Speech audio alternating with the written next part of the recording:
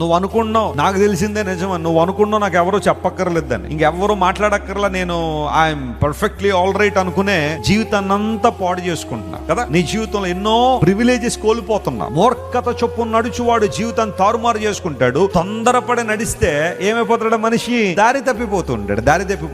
తొందరపాటు ఎప్పుడు కూడా జీవితానికి మంచిది కాదు. తొందరపాటు నిర్ణయాలు మంచిది కాదు. తొందరపాటు ఆలోచనలు మంచిది కాదు. యవనస్తులు ఉంటారు కొంతమంది, అంత వెలిచూపు ఉంటది కొంతమందిలో, ఆకర్షణగా కనబడేది, రంగులుగా కనబడేది, వెంటనే కావాలనుకునే ఏసావులు అంటే మనసు ఉంటది కొంతమందిలో. అంటే ఒక తాత్కాలికమైన ప్రయోజనం కోసం తన జీవితాన్ని నిలబెట్టే ఒక అద్భుతమైన ప్రివిలేజ్ వదిలేసుకున్నాడు ఏషావు. అలాంటి మూర్ఖత్వం కొన్నిసార్లు మనలో లేదా? అయ్యా నేను అనుకున్నంత మంచి వ్యక్తి అయితే కాదండి, చూడ్డానికి రూపం బానే ఉంది కానీ మనసంతా చాలా దారుణమైన పరిస్థితి అని ఎంతమంది భర్తలు ఏడుస్తున్నారు, ఎంతమంది భార్యలు ఆడవట్లేదు ఈ రోజుల్లో. శారీరకమైన ఆకర్షణే ప్రతి విషయంలో. తొందరపాటు నిర్ణయాలు, తొందరపడి ఏదో ఒక నిర్ణయం తీసేసుకోవడం.